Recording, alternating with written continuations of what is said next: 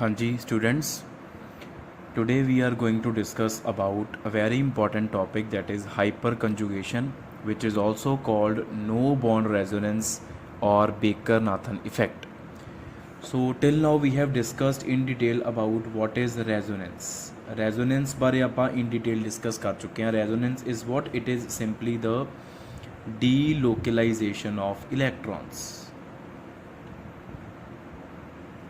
Electrons ਦੀ ਡੀਲੋਕਲਾਈਜੇਸ਼ਨ ਨੂੰ ਹੀ ਬੇਟਾ ਆਪਾਂ ਰੈਜ਼ੋਨੈਂਸ ਦਾ ਨਾਮ ਦਿੰਦੇ ਆ। ਲੇਕਿਨ ਰੈਜ਼ੋਨੈਂਸ ਜਿਹੜੀ ਹੁੰਦੀ ਆ ਉਹਦੇ ਵਿੱਚ ਜਿਹੜੀ ਡੀਲੋਕਲਾਈਜੇਸ਼ਨ ਹੁੰਦੀ ਆ ਇਲੈਕਟ੍ਰੋਨਸ ਦੀ, ਉਹ ਕਿਹੜੇ ਇਲੈਕਟ੍ਰੋਨਸ ਹੁੰਦੇ ਆ? Which type of electrons show delocalization in resonance? Basically pi electrons and lone pairs. Lone pairs ਜਿਹਨੂੰ ਤੁਸੀਂ ਨੌਨ ਬੌਂਡਿੰਗ ਇਲੈਕਟ੍ਰੋਨਸ ਵੀ ਕਹਿ ਸਕਦੇ ਹੋ। तो ये दो तरह के इलैक्ट्रॉन्स अगर डीलोकलाइज हो रहे हैं किसी भी मॉलीक्यूल दे विच, तां असीं कहने कि उस मॉलीक्यूल दे विच रेजोनेंस हो रही है। तो इहदा मतलब की आ कि रेजोनेंस जिहड़ी आ उहदे विच नॉर्मली पाई बॉन्ड्स ही इनवॉल्व हुंदे आ। Resonance involves the breakage and formation of pi bonds. Old pi bonds टुट जाते हैं, नवे पाई बॉन्ड्स बन जाते हैं, फिर जो नवा बनया फिर टुट गया, फिर पुराना बन गया, फिर पुराना टुटिया नवा बन गया। तो इस तरीके दे नाल रेजोनेंस होंदी है। What takes place in hyper conjugation? Hyper conjugation is very similar to resonance, but what is the basic difference between hyper conjugation and resonance is that कि hyper conjugation involves the delocalization of sigma electrons.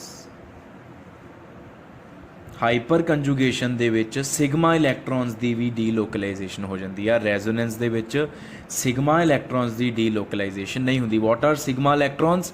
The electrons of a sigma bond. Sigma bond is what? A bond formed due to overlapping of hybridized orbitals of combining atoms, which is sigma bond is very strong bond. Pi bond is relatively a weaker bond.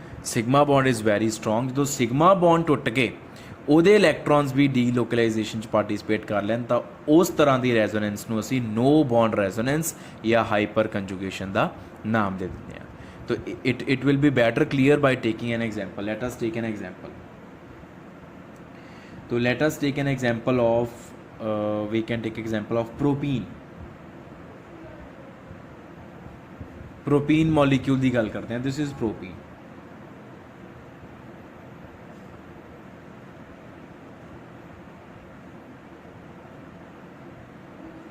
ठीक है जी। This double bond pi bond is a functional group. This ethylenic group, इनू असी इथाइलिनिक group बोलते हैं। ये साडा हो गया फंक्शनल ग्रुप। जिहड़ी कार्बन ते फंक्शन ग्रुप लग्या वो होगी alpha carbon. So this is alpha carbon and these 3 hydrogen atoms they will be treated as alpha hydrogen atoms. एक गल याद रखियो, hyper conjugation involves only alpha hydrogens. It involves the sigma bond breakage of alpha carbon and alpha hydrogen. जिहड़ा alpha carbon ते alpha hydrogen का sigma bond है ना, सिर्फ उहदे इलैक्ट्रॉन्स ही हाइपर कंजुगेशन च डीलोकलाइज हुंदे आ। उस तो इलावा होर कोई सिग्मा इलैक्ट्रॉन्स डीलोकलाइजेशन च अपने आप नूं इन्वॉल्व नहीं करते if you talk about hyper conjugation. So होना की है सेम उस तरीके दे नाल कि मान लो कि आ वाली कार्बन है, ठीक है, इस कार्बन ने इस कार्बन नूं कहा कि तू अगले वाली कार्बन के नाल सिग्मा पाई बॉन्ड बनाया होया वा, मेरे नाल भी पाई बॉन्ड बना ला, मैं भी तो कार्बन ही हाँ, वो भी कार्बन मैं भी कार्बन। तो इस कार्बन ने कहा कि तेरे कोल तो पाई इलैक्ट्रॉन्स ही है नहीं गे, मैं ये तो अपना बॉन्ड तोड़ के पाई इलैक्ट्रॉन वापस ले लूँ, पर तेरे कोल तो पाई इलैक्ट्रॉन्स है ही नहीं, तू की करेंगी? तो फिर अल्फा कार्बन ने कहा कि चल कोई गल नहीं, मेरे को हाइड्रोजन के नाल एक सिग्मा बॉन्ड बनया होया, मैं तेरे नाल पाई बॉन्डिंग करने के लिए वो सिग्मा बॉन्ड ब्रेक कर सकती हाँ। ठीक है, तो इस कार्बन ने की करना, जो हाइड्रोजन के नाल सिग्मा बॉन्ड बनया वो तोड़ लेना। तो जो वो तोड़िया वॉट विल हैपन? तो ये कार्बन इस हाइड्रोजन तो अपना बॉन्ड तोड़ के लैके आई तो इलैक्ट्रॉन उन्हें आवली कार्बन विनाइलिक कार्बन के नाल शेयर कर ले। हुण आ बॉन्ड के इलैक्ट्रॉन्स इस बॉन्ड के उपर आके हुण pi definitely they have become pi electrons because इत्थे तो सिग्मा बॉन्ड ऑलरेडी बनया होया। तो आ वाला पाई बॉन्ड टुट गया, इस कार्बन ने 5 बॉन्ड तो बनाने नहीं, हुण आ पाई बॉन्ड तोड़ के दोनों इलैक्ट्रॉन्स इधर आ गए। तो ये हो गई हाइपर कंजुगेशन स्टार्ट हो गई। तो साढ़े कोल बचया कि आ चीज़ आ गई,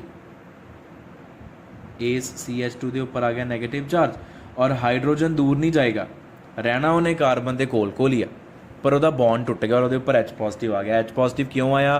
क्योंकि कार्बन दोनों इलैक्ट्रॉन ले आया सी, हाइड्रोजन का इलैक्ट्रॉन भी कार्बन ने ले लिया सी, अल्फा कार्बन ने, और उन्हें नाल दी कार्बन ने शेयर कर लिया, पूरा का पूरा पेयर। हाइड्रोजन का इलैक्ट्रॉन उतों दूर चला गया, इस करके वो उपर पॉजिटिव चार्ज आया। तो ये पहली हाइपर कंजुगेटिंग स्ट्रक्चर ड्रॉ की असी। इस तरीके नाल असी होर भी ड्रॉ कर सकते हैं।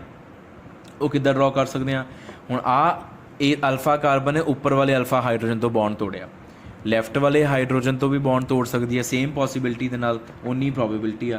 तो दूजी स्ट्रक्चर दे विच आपां इस तरीके नाल ड्रॉ कर देना, मॉलीक्यूल सेम बनेगा। तो तीसरी दे विच तीसरी हाइड्रोजन ला देनी नालों।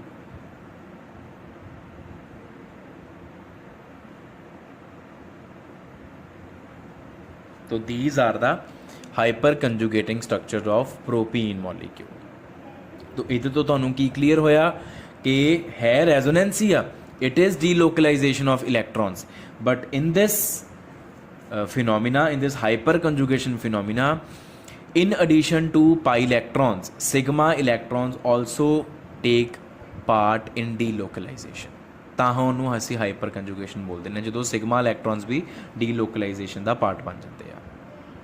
ठीक है, तो और ये विच होर चीज़ की याद रखनी आ कि हाइपर कंजुगेशन च सिर्फ अल्फा हाइड्रोजन का जिहड़ा बॉन्ड आ, alpha hydrogens take part only.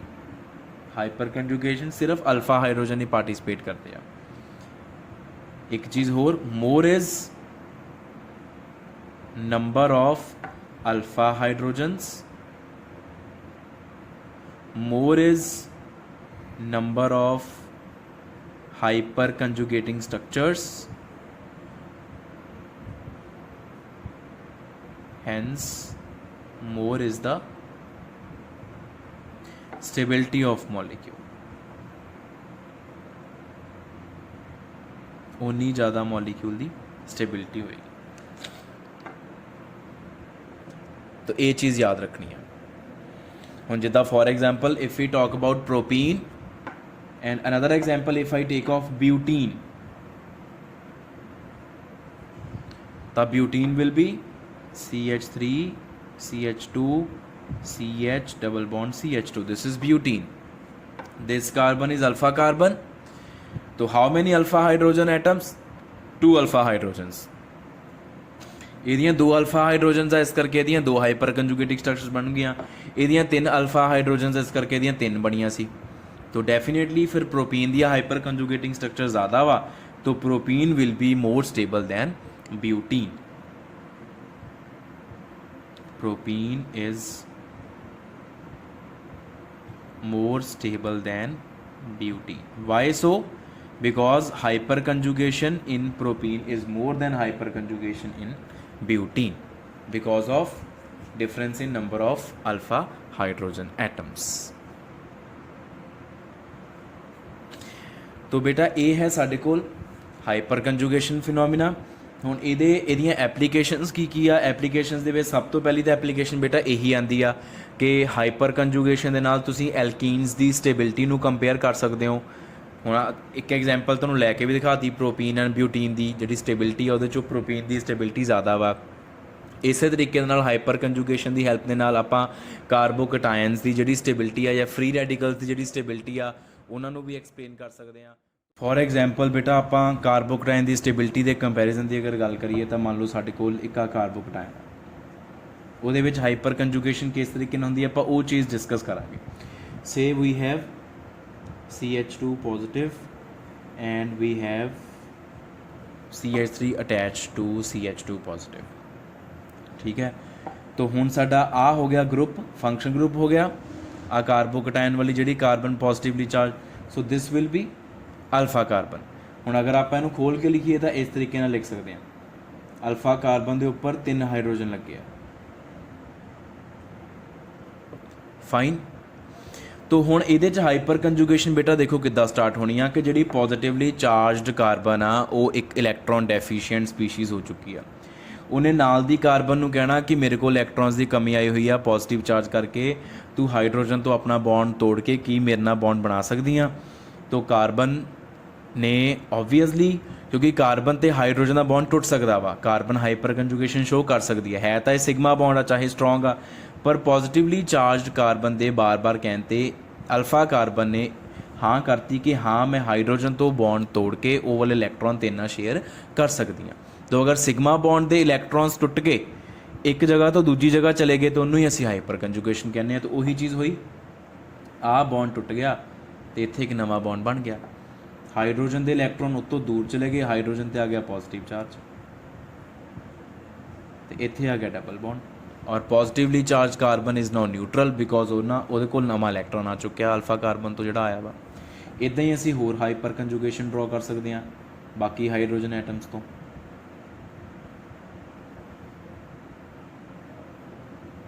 तो इस तरीके दे नाल ही नैक्सट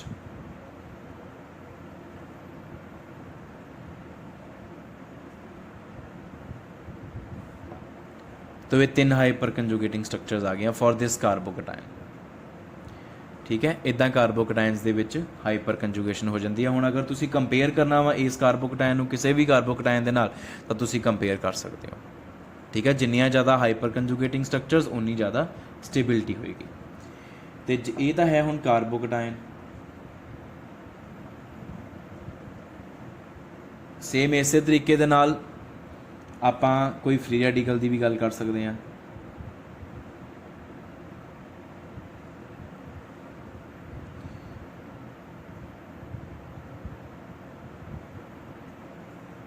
आ साडे कोल फ्री रैडिकल आ, इहदे विच भी हाइपर कंजुगेशन सेम तरीके नाल ही होनी है कि जिहड़ा रैडिकल कार्बन आ, this radical carbon is running short of electron, एक इलैक्ट्रॉन की कमी पै रही है उन्होंने। ठीक है, 7 इलैक्ट्रॉन आ उहदे वैलेंस शैल दे विच, तां उहने अल्फा कार्बन नूं प्रपोज करना कि तू हाइड्रोजन तो अपना बॉन्ड तोड़ के उन्होंने उहदा इलैक्ट्रॉन दे दे, तू जिहड़ा तेरे वाला इलैक्ट्रॉन मेरे नाल शेयर कर लै, आपां दोनों ऑक्टेट कंप्लीट कर लैंदे आ। तो सेम वही चीज़ हुई कि आ बॉन्ड टुट गया, एक इलैक्ट्रॉन हाइड्रोजन को चला गया और एक इलैक्ट्रॉन कार्बन को चला गया। हाफ हाफ एरो का मतलब होंदा एक इलैक्ट्रॉन का वापस आना। तो और जिहड़ा इहदे कोल एक इलैक्ट्रॉन वापस आया उन्हें इहदे नाल शेयर कर लिया बिकॉज इहदे कोल भी एक अनपेयर इलैक्ट्रॉन सीगा, तो इत्थे डबल बॉन्ड आ गया और एच दे ऊपर डॉट आ गया। Similarly for other hydrogens we can draw other hyper conjugating structures like this.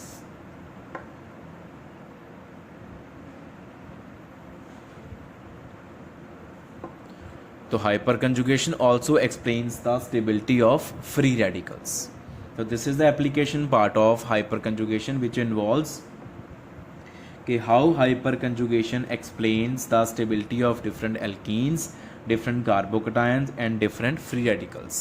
How hyperconjugation takes place in alkenes, in carbocations, in free radicals, that I have explained to you in detail, and you can compare the stability of different species by drawing different number of hyperconjugating structures, and the number of hyperconjugating structures will depend directly upon number of alpha hydrogens present in the molecule. More is the number of alpha hydrogen atoms, more will be the number of hyperconjugating structures, more will be the stability of that particular molecule or species. This is all about hyperconjugation. Thank you.